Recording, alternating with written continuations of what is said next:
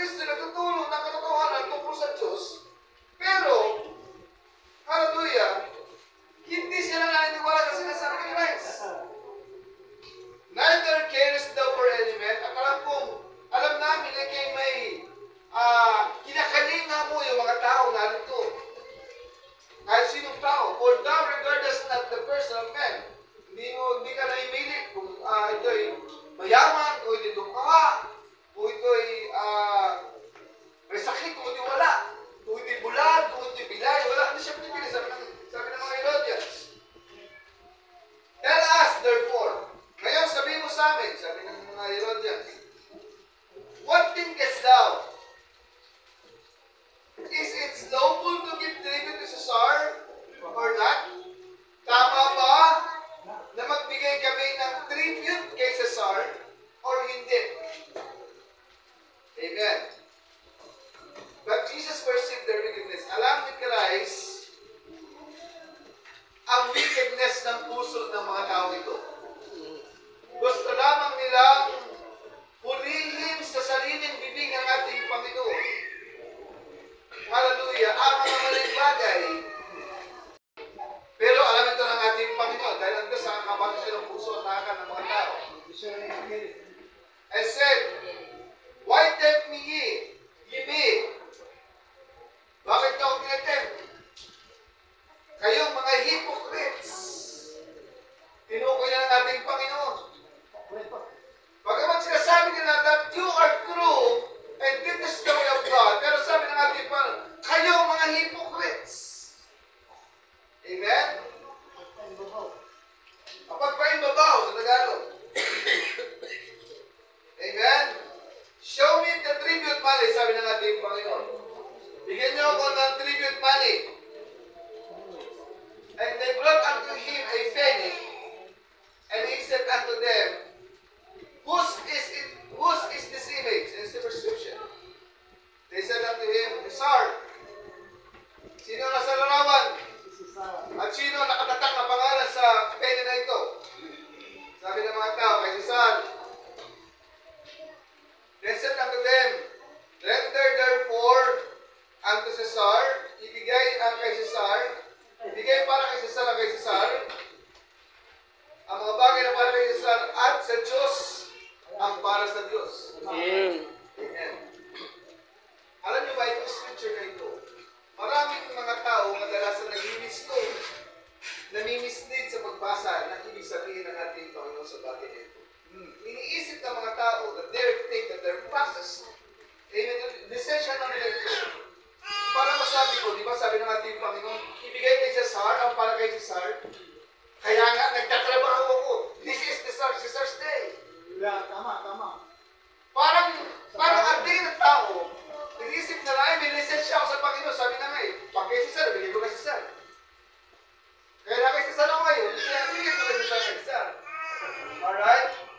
They think that they pass, or this is their passes and license to live half leg to the church and half leg to the world.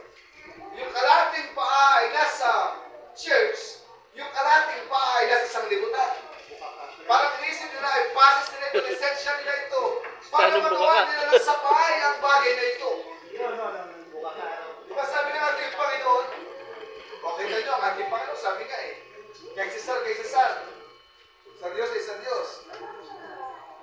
Nasabihin ng ating Panginoon, na ibigay nyo kay Caesar, ang mga bagay na para kay Caesar, at ibigay sa Diyos ang mga bagay na para sa Diyos. Iniisip nila, okay ka mo, kayas na. Sabay natin ibigay sa Diyos, kay Caesar ay kay Caesar. At pwede sila mabuhay ng sabay. But the point is, ang gusto sabihin ng mga ng ating Panginoon, kasi pag sinabi ng ating Panginoon na ibigay ang kay Caesar para kay Caesar, sabi, okay ito, sympathizer ito ng Roman empathizer, ni Herodians, ni Caesar. Sabi ng mga, pero hindi ito iniisip. Pag naman sinabi ng, huwag nyo ibigay, ay, rebelde ito. Hulihin natin ang sa'yo. Nilalabag niya ako si Caesar. Amen?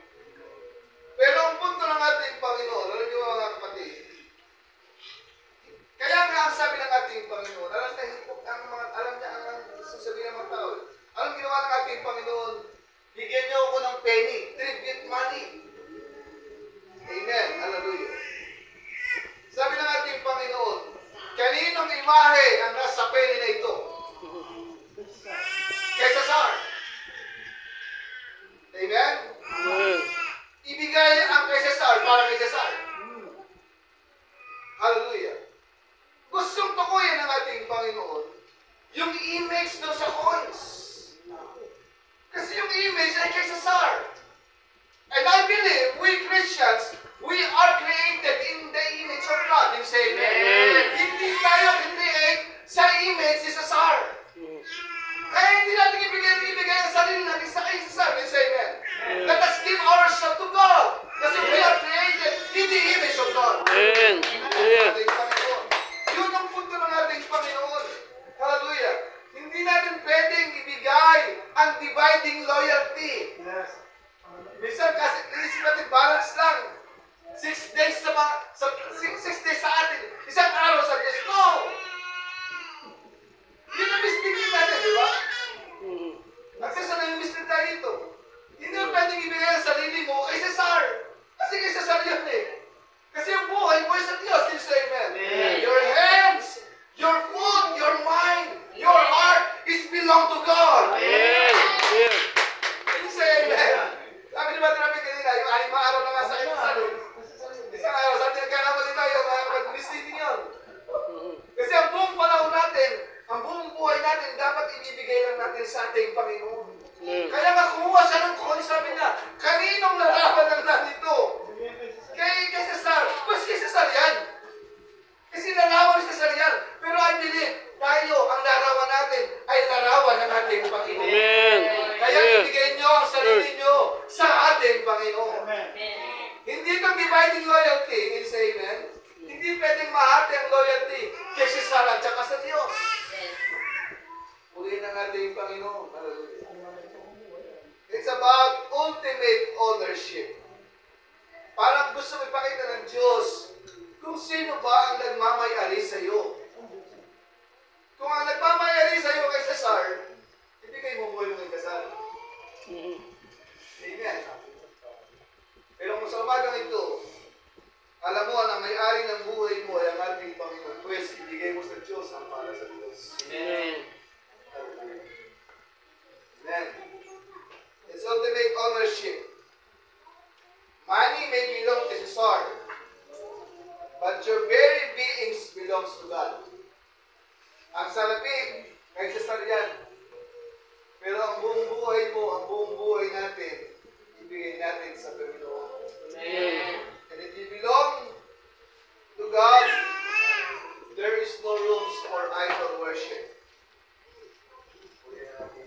Maraming tao nabubuhay. Ang kalahati ng paa, serve God. Ang kalahati ng paa, serve the Word. One hand to glorify God, one hand to glorify the Word. Amen? The other hand. The other eye see the kingdom of God, while the other eyes looks for the things of the Lord. Nakita niyo, nahahati. Amen? Yung isang mata nakatingin sa salita ng ating Panginoon. Yung isang mata nakatingin saan? Sa mga bagay ng sanlibutan. Yung isang paa lumalakad sa presensya ng Diyos. Yung isang paa naglalakad sa bagay ng sanlibutan. No, that is not a dividing loyalty. Hallelujah. Amen. Ang buong kamay natin, ang dalawang kamay natin, kaya dalawa yan, hindi lang isa para sa ating Panginoon. Dapat ang dalawang kamay natin, both hands, 2 hands serving the Lord. They say, both foot serving the Lord. Both eyes serving the Lord. Pati ang tenga nyo, dapat nakikinig lamang sa ating Panginoon. Bagamat dalawa ang tenga niyan, yung isa hindi pandinig sa sanlibutan, at yung isa sa Diyos, dapat malaya siya sa ating Panginoon. Kasi lahat ng meron tayo are belong to God. You say, hallelujah. Puli ng ating Panginoon. Kaya nga nagtanong siya,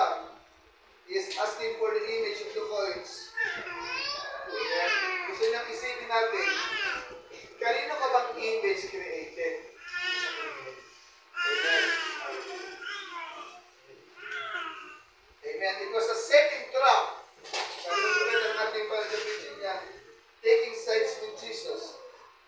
It was a setting trap for him. Parang daw, sineset siya ng trap, professing to be his friend, nagkukunyaring kaibigan niya ang ating Panginoon. Seemed like no one could understand him. Amen. Kaya nga, sabi niya, pero alam ng Diyos ang hakal ng mga tao, knowing that, but he had one purpose to do the work of God. Many went to him just to find a place to trap him. Kaya yung lahat ng mga tao nandoon na sumusunod sa ating Panginoon, hindi naman talaga lahat ay naniniwala. Yung iba doon, naghahanap lamang ng trap para masila at masira ang ating Panginoon sa Kristo. Amen. Now, sabi niya, give Cesar what's Cesar's. But when it comes to Cesar's interfering with God, God is first. So, unahin natin ang ating Panginoon. Amen. Amen. Sabi ng ating Panginoon, don't you bow to that image. Huwag nito luhuran ang imahe ni Cesar. And I won't do it. Our God is able to deliver us. If you don't bow to the image, He will save us. Kaya sabi nga, ang imahe lang ng ating Panginoon ang ating dapat sabayin. Hindi ang imahe ng mga bagay na sa liputan. Don't bow to that image. They cannot help. Sabi niya, give to Cesar those things that pertain to Cesar, and to God those things that belongs to God. Sabi niya dito, mga kapatid. Amen. Colossians chapter 3, verse 22 hanggang 24. Medyo may bilang po itong aming service today. Sabi sa book of Colossians, servants, obey in all things. Amen. Servants, obey in all things. Hindi sinabing, servants, give your 50% of life in Christ. Servants, give 60 in Christ. Sabi niya, servants, obey in all things. Sa lahat ng bagay, your masters according to the flesh. Sabi niya, ibigay nyo, hallelujah, yung mga bagay. Amen.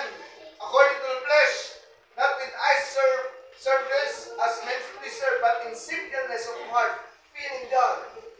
Dapat tao, singleness of heart. Dapat ang isa lang, para magiging sa puso natin, mag-iisang puso tayo. Amen. Isang paglilingkod sa isang puso.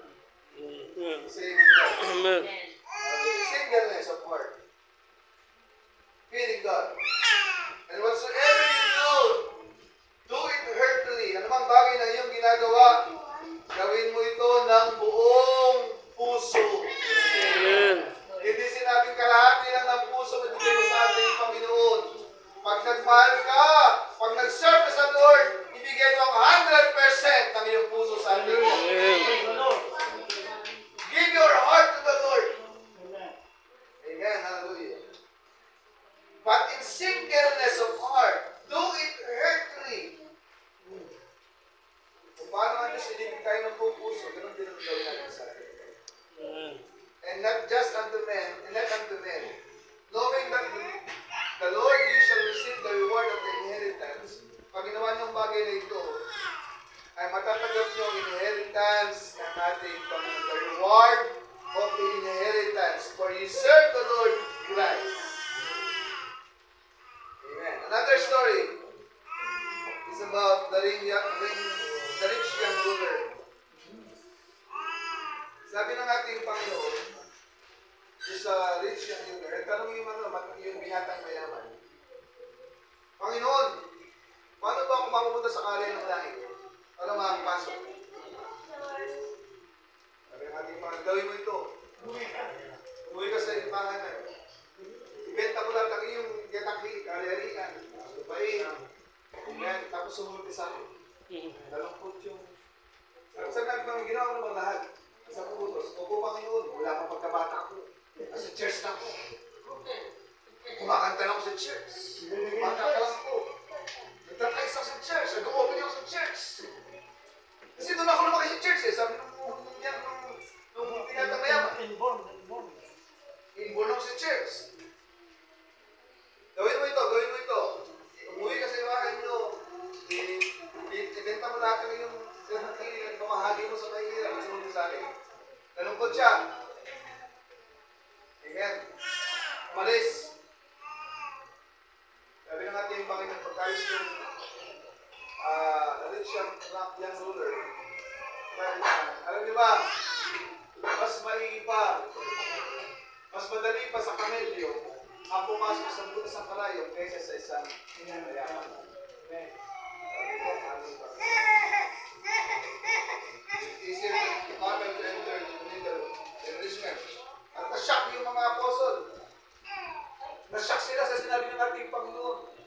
Kasi alam ng bayan ng Israel na yung pagiging wealthy nila, yung pagiging mayaman nila, is a proof, hallelujah, na sila ay binibless sa Panginoon. Is a proof. Amen, hallelujah. That they shock. Hallelujah. That according to them, yung wealthy nila is proof of God's blessing to them. But Jesus wants to tell them, wealth become a chain that goes away from God. Gustong sabihin ng ating Panginoon na yung kayamanan niya ang nagiging change. Pag sinabing change, nagiging kadena. Nagiging damal. Hallelujah. Para hindi siya makarating sa karera ng ating Panginoon. Hindi niya magawa yung mga bagay. Amen? Hindi niya maiwan yung mga gamit na meron siya. Hindi niya maiwan yung kanyang kasamahan para sumunod sa ating Panginoon. Di ba sabi natin, Panginoon, ibigay mo lahat ng meron ka, sumunod ka sa akin. Alam niyo ba, hindi siya makalis. Why? Nakadamal siya sa kanyang kayamanan. Tama na yung puso eh, di ba? Amen. Hindi lang yung paa nakagapo sa kayamanan, pati yung kanyang puso nakagapo sa kayamanan. Tama. Kaya hindi na magawang sumunod sa ating Panginoon. That change, that wealth become a chain that knocks away from God. Kaya hindi siya makasunod sa Diyos kasi naka-change siya ng nakagapo siya ng kayamanan na meron siya. Amen. Tumalikod siya. Sabi niya, napaka-imposible pala talaga ng mayaman. Sabi ng ating Panginoon, mas mabuti pa yung kamelyo. Kaya pumasok sa butas ng karayom. Pero hindi na gusto sabihin ng ating Panginoon. Hallelujah. Gusto niya sabihin sa ating Panginoon na imposible man sa tao. Imposible sa tao ang maligtas. Can you say amen? Pero sa Diyos, walang imposible. Amen. Imposible talaga. Amen? Kahit anong gawin ng mayaman, kahit sabi niya, sa mula pagkabanda pa, nagawa niya ng lahat ng bagay, pero imposible mapunta siya sa langit nang hindi ang Diyos ang nagtalaga sa kanya. Amen. Hindi ng ating Panginoon. He used an impossible image like camel. Gumamit siya ng kamelyo para ipatanaw sa mga tao ito. Hallelujah. Amen. That money can blind us into eternity. Kadalasan ang salapi ang bumubulog sa atin para din tayo makapasok sa kaharian. Then he drove home, umuwi siya. Inisip niya na imposible pa rin talaga na maligtas. Impossible, yes. In a man, imposible ito, pero sa Diyos, walang. Amen. Hallelujah. Walang imposible. Amen. Amen. Salvation isn't for sale. Ang kaligtasan, hindi naman ito binibenta eh. Hindi na bibili. Hindi na bibili. It is a gift from God. Amen. So parang natin, tingnan niyo mabuti mga kapatid. Yung buhay ni Pablo, sa buhay nitong rich young ruler. Si Pablo, at yung rich young ruler,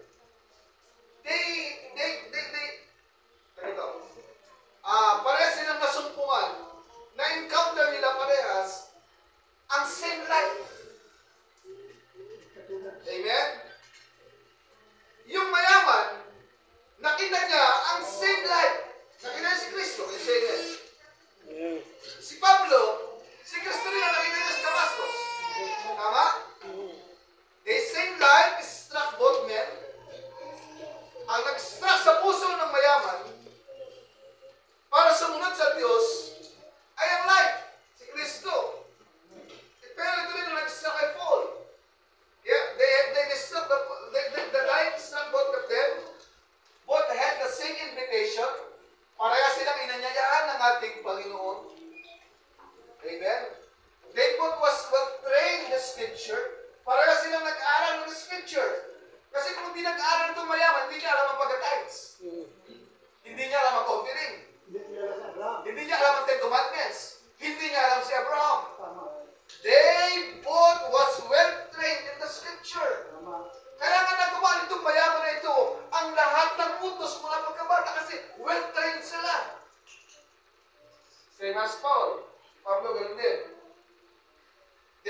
theologians. Parehas silang theologians. Members. Amen? They keep both the commandments na ginawa nila from the youth. He was a trained man. Si Pablo, yung mayaman, trained man din. Both were trained in the scripture. Parehas silang sinanay sa scripture. Di ba si Pablo nag-aral sa paanan ni Gamaliel? Amen. Amen. They were trained in the same scripture. Both of them had the word. Parehas silang may hawak na salita. Alam ang 10 utos. One hand is from a knowledge. Yung isa ay nakuha sa katalinuhan. At yung isa ay nakuha sa germ of life. Amen. Parehas silang nakakita ng liwanag. Kaya lang, yung isa may germatized life sa buhay niya. Nang tumama ang liwanag sa buhay ni Pablo, nabuhay yung germs, yung binhi na nasa kanya. Nung tumama yung liwanag, doon sa binatang mayaman, walang nabuhay. Did you say amen? Kaya ngayon din niya maintindihan ang sinasabi ng ating Panginoon. Nagsabi ng ating Panginoon, paraan mo para mapunta ka sa langit. Go! Umuwi ka, ibenta mo lahat ng ito at sumunod ka sa akin. The same light na na-encounter ni Pablo sa daan ng Damascus, ang sabi ng ating Panginoon, sumunod ka sa akin, sumunod siya. Hallelujah. May nabuhay na bagay sa kanya. Kaya say amen. Amen. Hallelujah. Na hindi nabuhay dito sa binatang mayaman na ito. Amen. The same as the church. First, listen to this. Parehas lang ang ating tinatanggap na biyaya Yes. na mensahe sa mensahe tinatanggap na ibang iglesia. Say amen. Ang salitang natatanggap natin sa umagang ito ay parehas sa salitang narinig ni Pablo at ng mga disipulo. Ang salitang ating pinakikinggan ngayon ay ang parehas sa gospel na narinig nila noong unang panahon. Amen. Pero may mga tao doon at sa mga tao sa panahon natin ngayon na kahit narinig ang parehas na mensahe, walang binihing na buhay. Salamat sa ating Panginoon. Hallelujah. Ito pinipipray ko, ay binihing na sa inyo ay mabuhay sa umagang ito. Amen. Hallelujah. The light struck both of men. One was germatized, and the other was not. That's the way it is today. Sabi niya, the church. Church spiritual at saka church natural. May mga spiritual church, may mga natural church din. Hallelujah. Yung rich man rulers, marami siyang excuse. Lord, hindi ko magagawa. It was too way down. Ang bigat naman na request mo, Lord. Ay, nung pinag-ipunan ko ng mahabang panahon, tapos ibibigay ko lang sa kanila. Pinag-ipunan ko sa matagal na panahon, pinaghirapan ko, pinalago ko. Tapos sabi mo, Lord, ibibigay ko lang sa kanila. Amen? It was too heavy weight down. Sabi niya, napakabigat na request mo, Lord. Amen? He didn't want to quit associating. Hindi ko iwan yung mga friends ko, yung mga association ko. Mahabang panahon ko na-build na relationship sa kanila, tapos iiwanan ko lang sila. Mahabang panahon ko na magkakatropa.